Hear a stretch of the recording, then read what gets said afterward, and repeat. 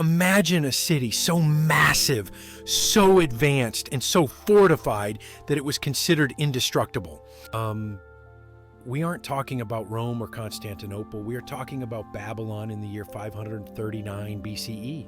This was the jewel of the ancient world.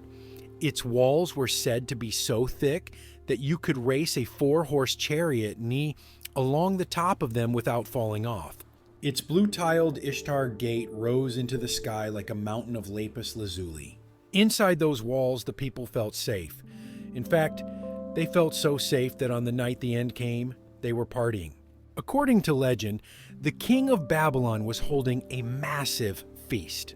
Wine was flowing, music was playing, and the guards were drunk. They didn't care that there was an army camped outside. Why should they? No one had ever breached these walls. But they made a fatal mistake. They forgot that the man leading that army wasn't just another warlord. He was a strategic genius who didn't play by the rules. While Babylon partied, his engineers were quietly digging a canal upstream, diverting the mighty Euphrates River that flowed under the city walls. As the water level dropped, the impregnable defense turned into an open highway. In the dead of night, his soldiers waded through the thigh-high mud, slipped under the gates, and took the greatest city on earth without a major battle. The man who pulled off this miracle was Cyrus II, better known to history as Cyrus the Great. He didn't just conquer a city that night, he founded the first true superpower in human history. And he did it with a weapon far more powerful than a sword: tolerance. To understand how Cyrus changed the world, we have to look at what the world was like before him. In the ancient Middle East, empire building was a brutal business. For centuries, the region had been dominated by terrifying powers like the Assyrians and later the Babylonians. The standard operating procedure for these empires was rule by terror. If a city resisted, you burned it to the ground. If a people rebelled, you deported them, enslaved them, or skinned their leaders alive. It was a world of fear. By 550 BCE, the power dynamic was shifting. The Persians were just a collection of tribes living in what is now modern-day Iran. They weren't the masters of the universe. They were vassals. They answered to the Medes, a powerful kingdom to the north. Cyrus was born into this subordinate position, but he wasn't content with just paying taxes to a foreign overlord. He united the disparate Persian tribes under one banner and launched a daring rebellion. It was a gamble that should have ended with his head on a spike. Instead, it ended with him sitting on the throne of the Medes. But Cyrus didn't stop there. Most conquerors would have been happy with one kingdom. Cyrus wanted the whole map. From about 550 BCE, he began a campaign of expansion that established the Persians as the dominant force in the Middle East. He moved west, conquering the wealthy kingdom of Lydia, where he defeated the famous King Croesus, the man who invented gold coins.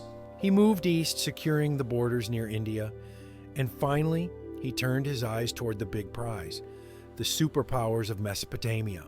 When we talk about the Persian Empire under Cyrus, it is hard to grasp the sheer scale of it. We are used to seeing maps of the Roman Empire or the British Empire. But in the context of the 6th century BCE, what Cyrus built was almost alien. His empire stretched from the Aegean Sea in Greece all the way to the Indus River in Pakistan. It covered 3 continents.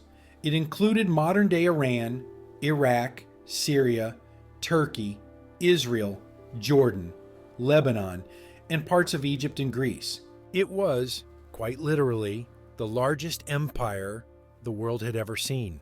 Managing a beast of this size was a logistical nightmare.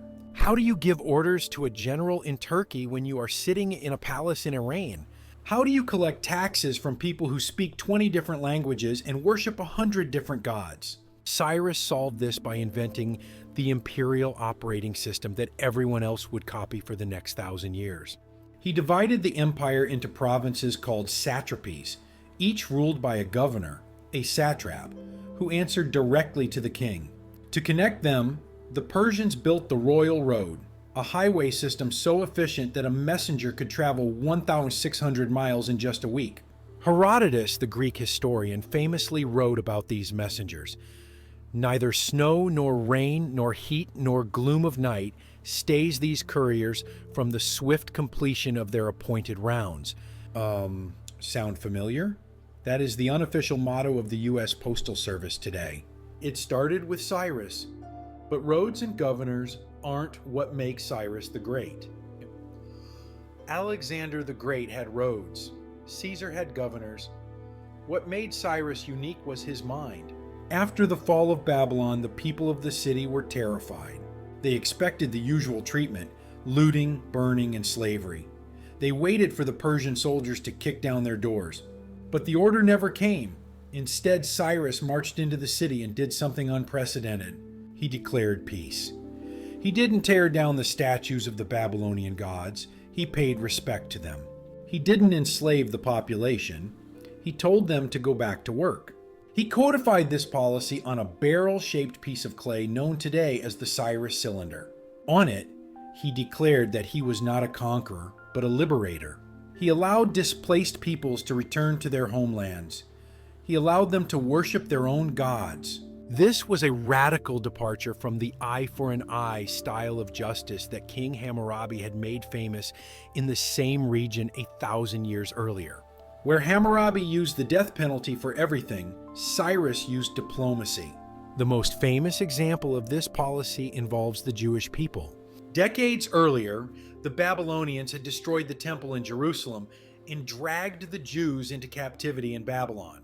They were a people without a home, weeping by the rivers of Babylon. Cyrus changed that. He issued a decree allowing the Jewish exiles to return to Jerusalem, and, this is the crazy part, he actually gave them money from the imperial treasury to rebuild their temple. Because of this, Cyrus the Great holds a unique distinction. In the Hebrew Bible, in the book of Isaiah, he is referred to as a Messiah, the Anointed One. He is the only non-Jewish person in the entire Bible to be given that title. To the Jews, he wasn't a pagan warlord, he was an instrument of God. Cyrus died in 530 BCE, but the empire he built lasted for another 2 centuries. It became the model for every superpower that followed. When Alexander the Great conquered Persia 200 years later, he found the tomb of Cyrus. His generals wanted to loot it. Alexander stopped them. He was awestruck. He entered the tomb and found a simple inscription that read, "O man, whoever you are and wherever you come from, for I know you will come, I am Cyrus who won the Persians their empire. Do not therefore begrudge me this bit of earth that covers my bones." Alexander was so moved that he ordered the tomb to be repaired and protected. He understood that he was standing in the shadow of a giant.